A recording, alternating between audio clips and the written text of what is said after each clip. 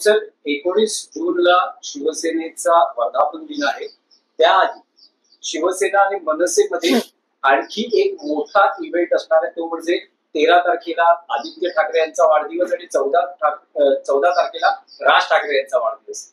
असं बघायला मिळते किंवा असं वातावरण निर्मिती होते की काका पुतण्या यांचा वाढदिवस यावेळेस एकत्र एका पद्धतीनं कसा साजरा करता येईल, दोन्ही कार्यकर्ते काका पुतण्या यांचा वाढदिवस कसा साजरा करू शकतील. तुम्ही याच्यावरती या विषयावर एक उत्तम निबंध तुम्ही या विषयावर लिहा.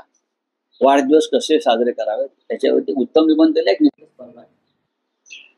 आमचं लक्ष आहे 19 जूनचा शिवसेनेच्या वर्धापन दिनावर. आणि मी वारंवार सांगतो की 19 जूनचा वर्धापन दिन हा विशेष असतो. महानगरपालिका निवडणुका आहेत. महाराष्ट्रात सत्तांतर झालेलं आहे निवडणुकी, त्यानंतरचा हा बहुतेक पहिला वर्धापन दिन येतो आहे.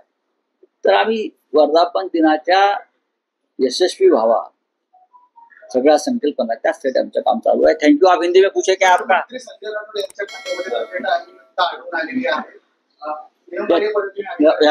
याचं जे उत्तर आहे ते अजित पवारांनी द्यायचंय.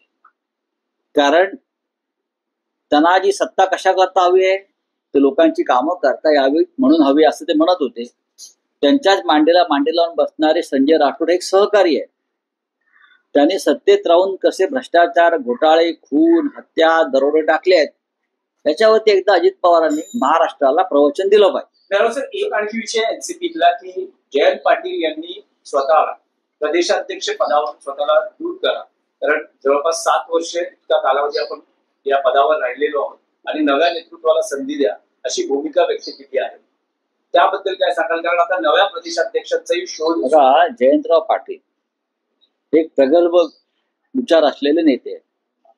7 वर्षापेक्षा जास्त काळ ते त्या पदावर असल्यावर त्यांनी त्यांच्या पक्षात जर अशी इच्छा व्यक्त केली असेल, अर्थात तो त्यांच्या पक्षाचा अंतर्गत विषय, तर अशा भूमिकांचं नेहमी स्वागत केलं पाहिजे की नवीन नेतृत्व निर्माण व्हावं. यासाठी वरिष्ठ नेतृत्व स्वतःहून जागा खाली करतो हे सर्वत्र व्हायला पाहिजे. देशाच्या पंतप्रधानांनी ते केलं पाहिजे. महाराष्ट्रातल्या इतर प्रमुख लोकांनी हे केलं पाहिजे. सरकारमध्ये जे लोक बसले त्यांनी केलं पाहिजे. जयंत पाटलांनी एक आदर्श घालून दिलेला आहे.